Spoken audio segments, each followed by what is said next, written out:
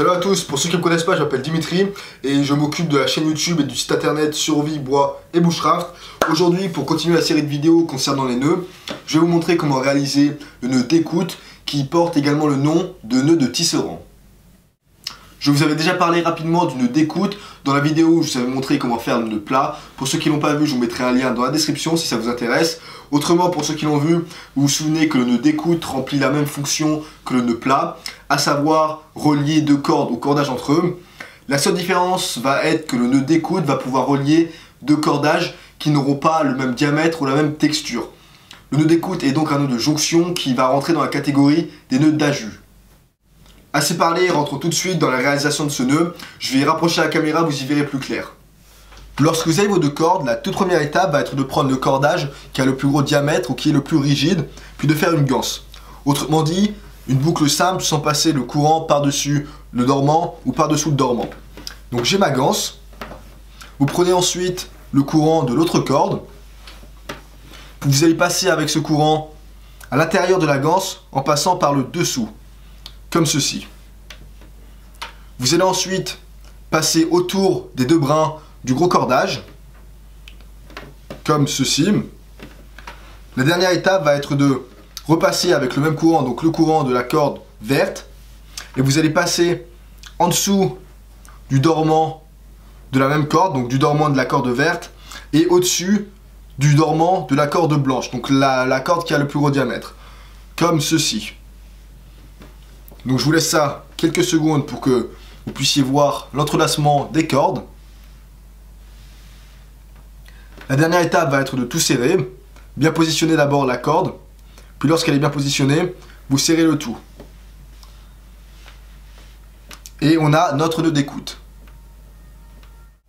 Pour éviter que le nœud glisse, il faut s'assurer de la chose suivante. Les deux extrémités doivent se trouver du même côté. Autrement dit, vous voyez bien que l'extrémité de la paracorde verte et l'extrémité de la corde blanche de gros diamètre se trouvent du même côté. Si les extrémités ne sont pas du même côté, alors il y a plus de chances que la corde glisse. Le nœud d'écoute a une multitude de variantes, je vais vous en montrer deux aujourd'hui. Tout d'abord, si la différence de diamètre entre les deux cordages est vraiment trop importante, on peut faire le nœud d'écoute double. Pour le nœud d'écoute double, vous allez refaire tout simplement le nœud d'écoute simple, mais vous allez rajouter un tour. Donc je vais vous montrer ça, ça sera plus clair. On a notre ganse, on va faire le nœud d'écoute simple. Hop, on passe autour des deux bras, puis sous le dormant du même cordage. Donc là, on a notre nœud d'écoute simple, excusez-moi.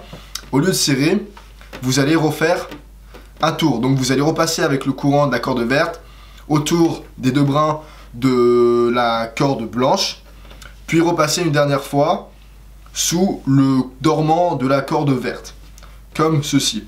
Avant de serrer, vous positionnez bien les deux cordages et vous serrez le tout, comme ceci. Et on a ici notre nœud d'écoute double. Maintenant, si vous souhaitez pouvoir défaire le nœud d'écoute plus facilement, alors vous allez pouvoir réaliser le nœud d'écoute gansé. Je vous invite par ailleurs à retourner voir ma vidéo d'introduction quant au vocabulaire lié au nœud pour en savoir plus sur les nœuds gansés. Pour le nœud d'écoute gansé, rien de très compliqué. Vous allez tout d'abord refaire le nœud d'écoute simple, comme d'habitude. Hop, hop.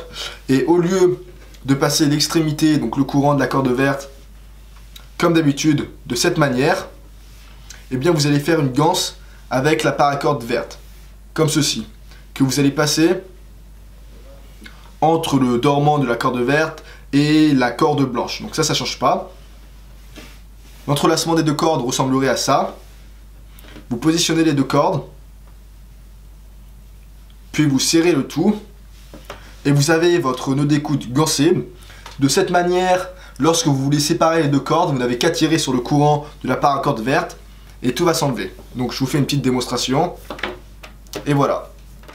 Une petite précaution toutefois, si vous décidez d'utiliser le nœud d'écoute.